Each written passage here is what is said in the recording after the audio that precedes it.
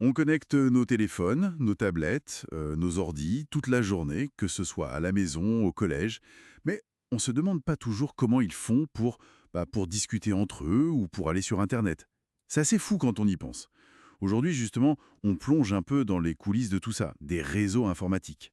On va explorer ensemble en s'appuyant sur un document qui explique les bases, comment nos appareils communiquent.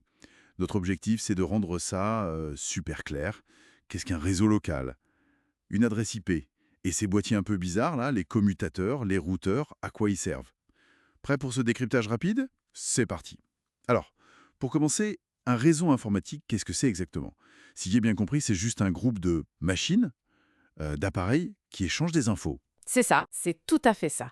Des machines qui communiquent. Et on peut distinguer principalement deux types. Il y a le réseau local, le LAN, comme celui qu'on a chez soi ou à l'école, et puis il y a les réseaux étendus, les WAN. Le plus connu, c'est Internet, le plus grand réseau du monde. D'accord.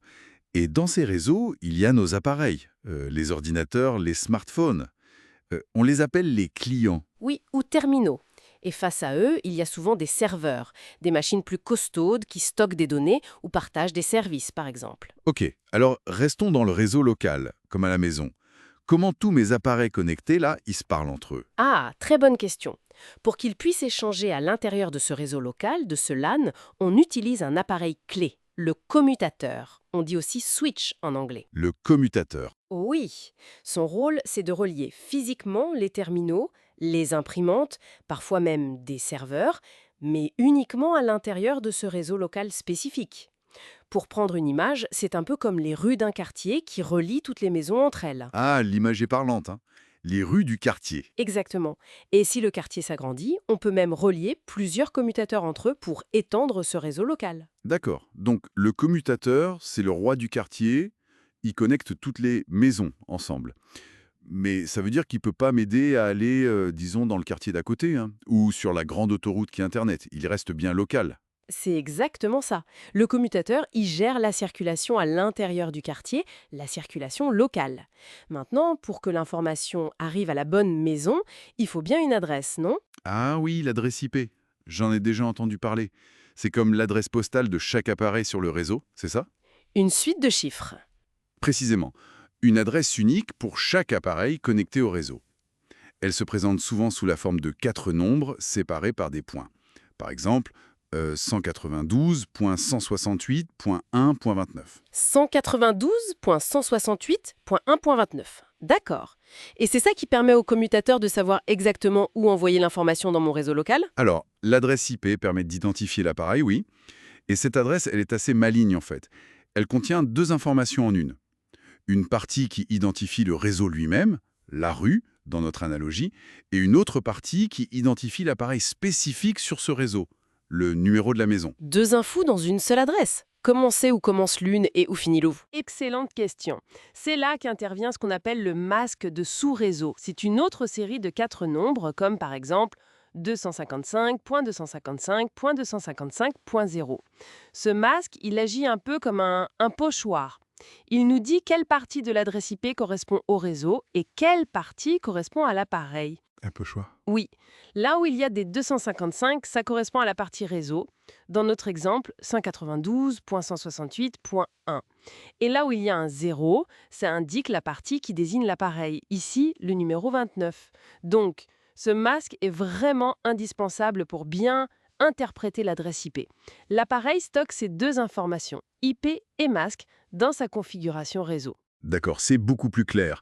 Donc le commutateur relie les appareils dans le quartier, l'IP et le masque donnent l'adresse unique de chaque maison, mais alors, pour sortir du quartier, pour aller sur Internet, ou connecter mon réseau à un autre réseau, comment on fait ce saut? Et voilà, la dernière pièce importante du puzzle pour aujourd'hui, le routeur. Ah, le routeur. Celui-là aussi, on en entend souvent parler. Oui, son travail, c'est justement de faire le pont, de créer des routes entre différents réseaux. Il peut connecter plusieurs réseaux locaux ensemble ou, et c'est le cas le plus courant à la maison, connecter notre réseau local au grand réseau mondial Internet. Donc, lui, c'est un peu l'échangeur autoroutier qui connecte les différents quartiers et les villes entre elles. C'est une très bonne analogie. l'échangeur autoroutier.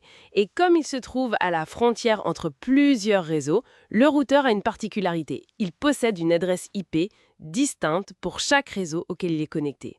Il a une patte dans chaque quartier si on veut. Super clair. Donc, si jamais mon téléphone est bien connecté au Wi-Fi à la maison, mais que j'arrive pas à aller sur Internet, le problème pourrait venir du routeur, le chef d'orchestre des connexions vers l'extérieur, plutôt que du commutateur qui gère juste le local. C'est une piste possible. C'est tout à fait une piste de réflexion logique. Oui, le routeur est la passerelle vers l'extérieur. Donc pour résumer très vite, dans un réseau local LAN, on a le commutateur qui relie les appareils. Chaque appareil est identifié par une adresse IP unique, comprise grâce au masque. Et pour communiquer entre différents réseaux, notamment vers Internet, c'est le routeur qui entre en jeu.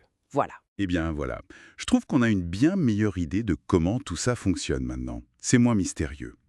Comprendre le rôle du commutateur, de l'IP, du routeur, ça aide vraiment à mieux saisir comment on navigue sur le web, comment on joue en ligne, ou même comment on partage des fichiers au collège. C'est un peu l'infrastructure invisible de notre quotidien connecté. Exactement. Et pour finir, peut-être une petite question pour réfléchir un peu plus loin. On a vu que ces adresses IP classiques, qu'on appelle IPv4, sont faites de 4 nombres. Ça donne un très grand nombre d'adresses possibles, mais avec les milliards et les milliards de nouveaux objets qui se connectent chaque année, les montres, les frigos, les voitures, bientôt peut-être nos vêtements, est-ce que ce système de 4 nombres sera suffisant? Y aura-t-il assez d'adresses uniques pour tout le monde? Et sinon, comment on pourrait bien faire? C'est un défi intéressant pour l'avenir d'Internet. Voilà de quoi creuser un peu après notre discussion.